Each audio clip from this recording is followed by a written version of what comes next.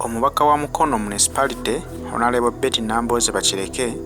avuddeyo lwaliro n'atangaza ku bigambo bya His Excellency Robert Kyagulanyi Ssentamu by'azzenga ayogera. Ono ayambalidde Museveni n'amugamba nti ku bigambo His Excellency Robert Kyagulanyi Ssentamu by'azze ayogera, ayagala akootingeyo ekigambo kimu kye yayogera nga kiragira bannayuganda okuvaayo nti batemeeteme oba Abanyarwanda oba Abanyankole, nti singa avaayo n'amulaga statement eyo,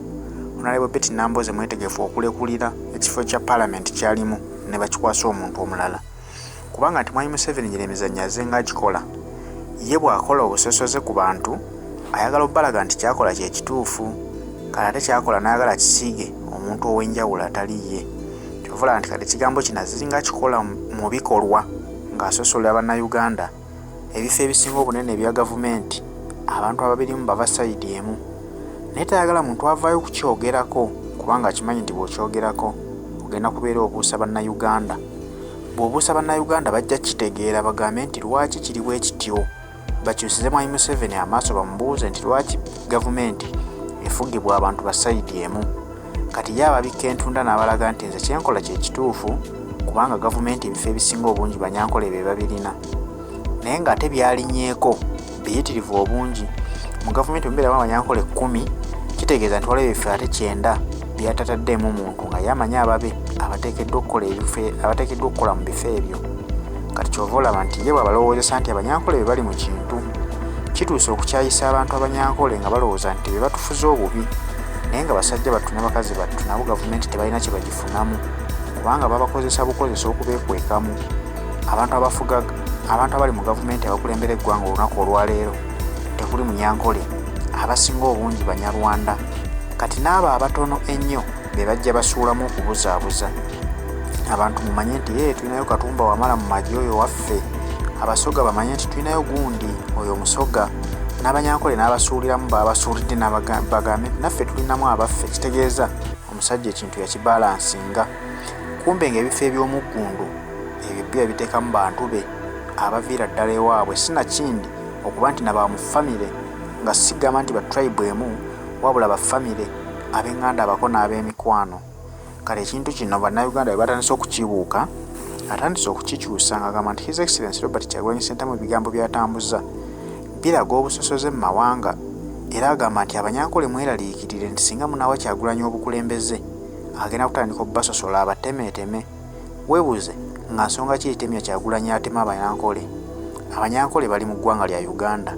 Abaganda bali mu ggwanga lya Uganda. Kakati awo nsonga ki ebeera ereeta Kyagulanyi Ssentamu okusosola Omunankole? Amusosola dde ludda wa? Wabula abantu abafutubadde ku ggwanga Uganda tumanyi bulungi gye bava ate era nga bakola ebikolobero ku bannayuganda. Gavumenti ne bweriba nti ekyuse era bannayuganda bamanyi bulungi nti Gundi ne Gundi be babadde mu gavumenti ebadde tuliisa akakanja. Famire bagimanyi eri emu kubanga bw'ataba wa Luganda abeera mukoddomi mu famire eyo. Kitegeeza nti akakabondo bannayuganda ke basazeewo ke baagala okugoba kubanga bo bakamanyi bulungi. Kati Mwami Museveni ebigambo bino byonna ajja bikyusa, agezaako okukyejjamu yalage nti abadde mulambulukufu, abadde abalansinga ekintu kye nga gavumenti agitobekamu abantu ab'enjawulo, naye abatiisatiisa nti Kyagulanyi Ssentamu yaate bw'anajja agenda basosola mu mukyawe. Kikoze bulungi nti ne bannayuganda batuuse okugamba ebigambo bino bakimanyi bulungi Kyagulanyi Ssentamu kyayogerako tasobola kusosola muntu yenna kubanga balabira ku gavumenti ye eya NUP. Olukiiko lwa NUP abantu abaluliko bonna si Baganda,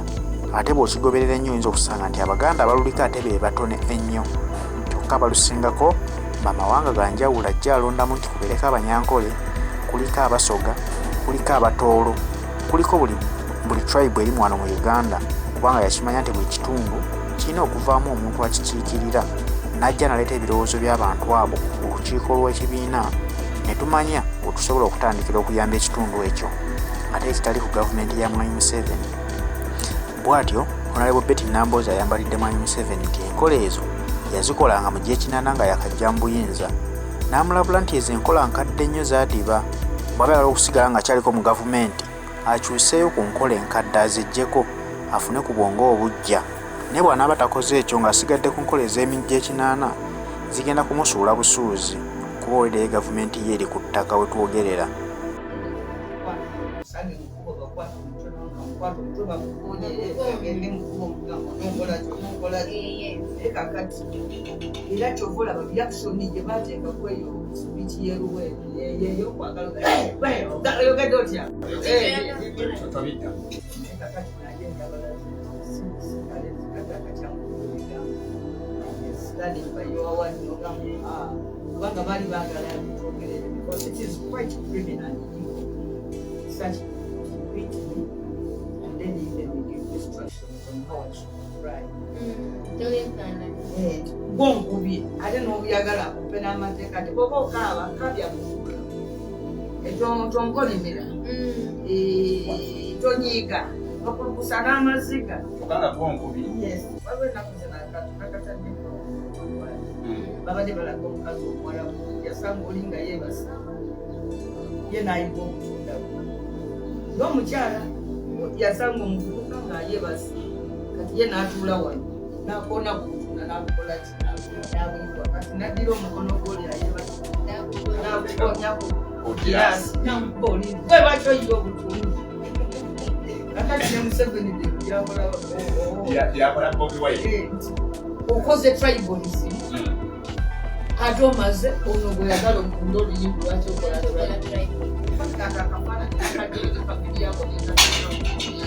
era njabasaba okujja kadza mukasiogamba that is the type of akukwata n'akuteeka ku girasi ng'amaze kiyisa n'akukuba olw'omusango gwa kizza addira tribalism addira abantu be bonna n'abateeka mu gavumenti n'amala najja n'akitono ekyo kyogambye njaddira abantu n'abateeka mu gavumenti kyekitono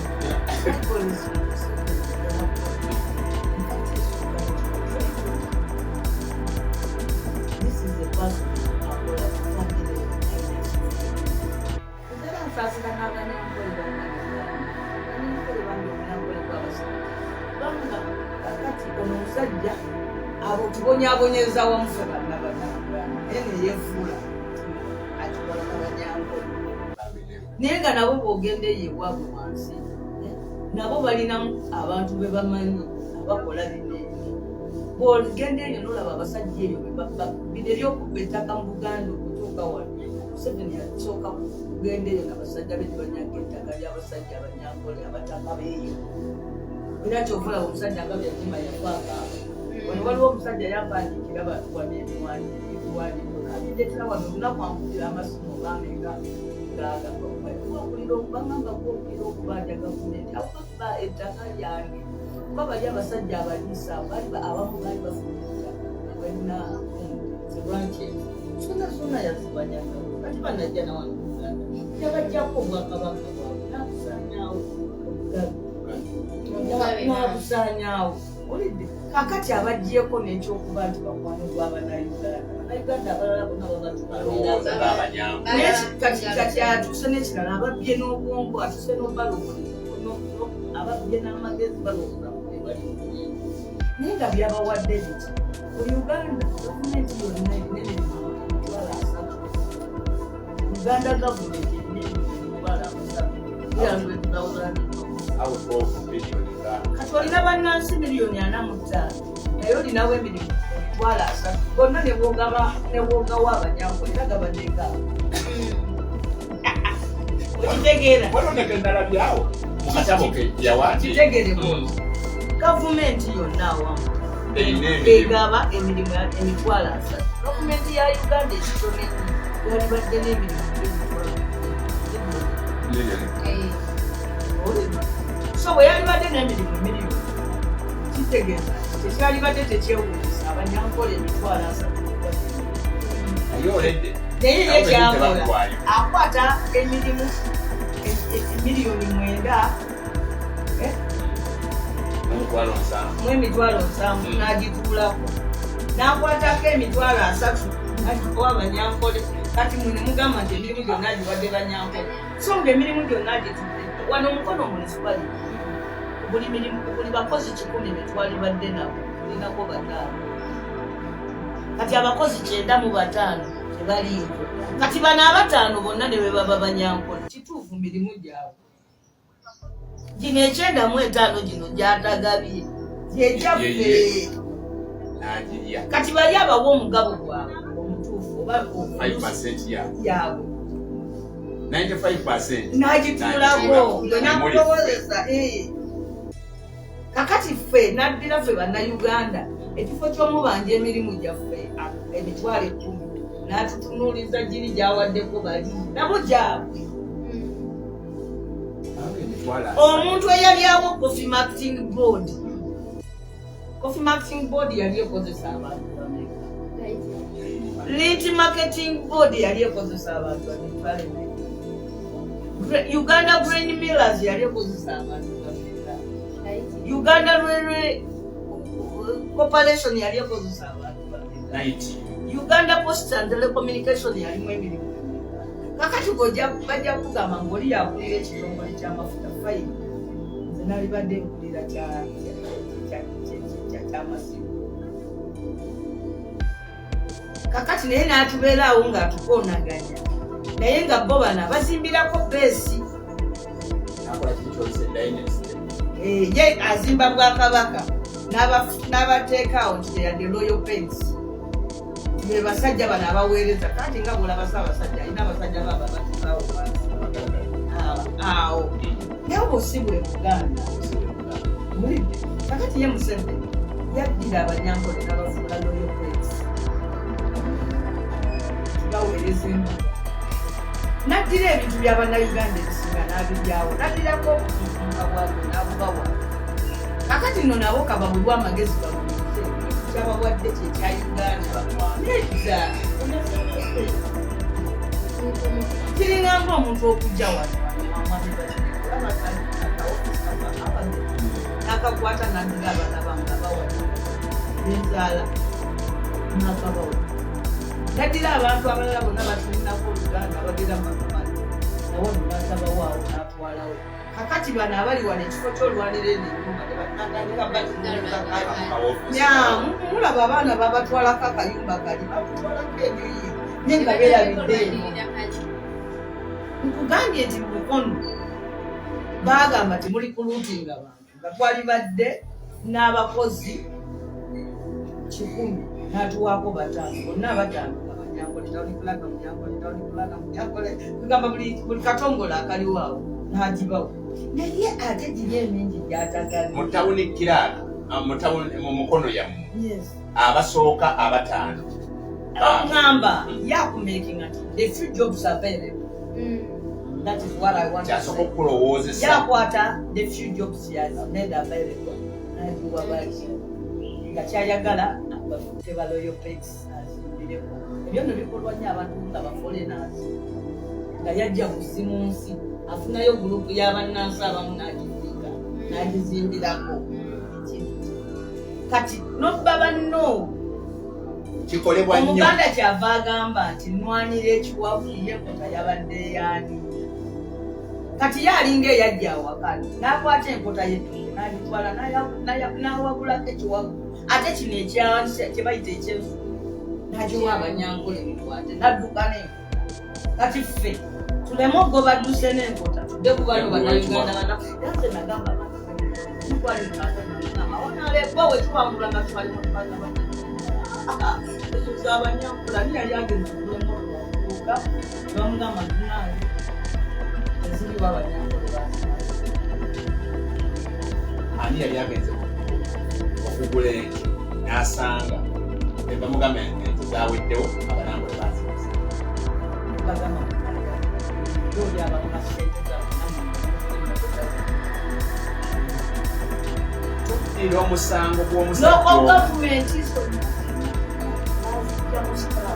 ya operating skeleton staff local government system tulina buwanga skeleton kugamba omuntu teekawo akantu bwe kati kirabikenga singa bagaba emirimu egyo gyonna ne basaawo ebitongole bya gavumenti byonna bye baatunda bwe munadda wano jabi basomera kulisiti zategedde bitujjayo babizeewo byonna tubeere wali nga Uganda Airlines erimu ennyonyi 5 era oŋŋambe muno Wanyankole be baleese bajja kuggwayo tuteekewo enkola waki tugule ennyonyi system tebereza waliwo baasi zebayitanga ezayitisi kale nze kanetwale nti omwana wange takulembedde ekitongole ky'amafuta naye yalibadde nga yedemudi wa UTC Uganda Transport Company waliwo gye bayitanga Uganda Cargo Company waliwo Uganda Railways and Telecommunications Uganda Railways Corporation ng'oli eyo okaaba mbu bakumye okuvuga emmotoka mu URA so nga walibadde ovuga train okaabira Munyankole kavuga emmotoka y'omu URA bw'osanga walibadde ovuga train tulina gavumenti eyakwata emmeeri 3 twazisomanga nawo kaawa kalangala simanyi ne pamba emmeeri za Uganda zaali 3 ngemu bagiyita kaawa ng'endala bagiyita pamba ng'endala bagiyita kalangala ne bagamba zaagwa mu nnyanja zibula kakati gwe ojja kayana nnyo tebampadde mulimu electoral commission walibadde ovuga mmeeri yagwa mu nnyanja kakati museveni atuzanyidde ekyo kyagulanyi kyaleeta mu sipiiki ey'eluweero era nagamba abantu njagala omuntu agiyo kasiidu awali kyagulanyi we yagambira wadde timukuba abanyama ndepulira ekifo kyange mubalabi oli yayogera ku babbi bano ne batuuka nga bagamba banange abanyakole tunabagamba era basalangamu ako kokka bwegala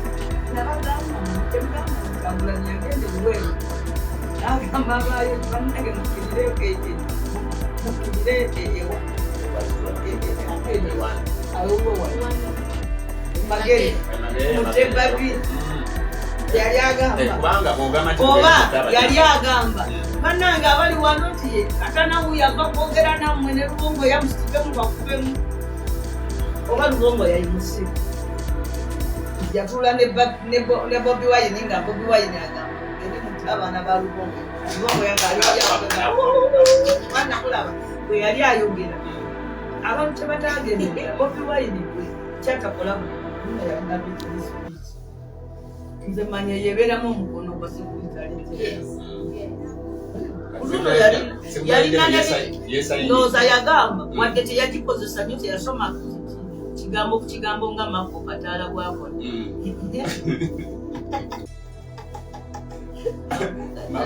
Mako Kataala manager kakati teyakola bwati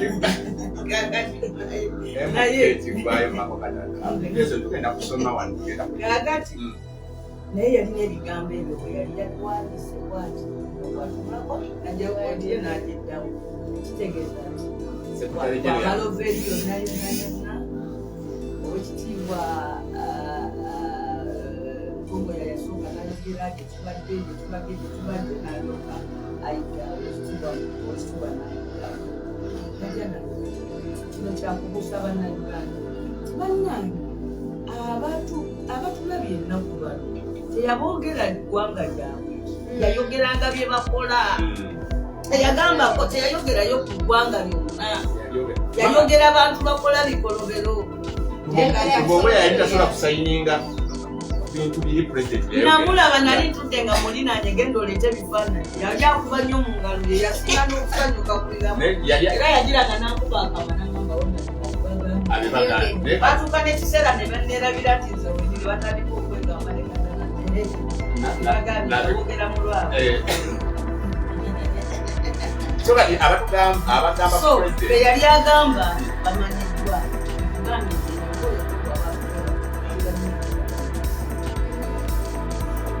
omuntu alyamu ebibi agenda yatulokola ekintu ekyo no ye yazze kuwamba buli munnansi yenna kizibu gyali njagala mbabuulire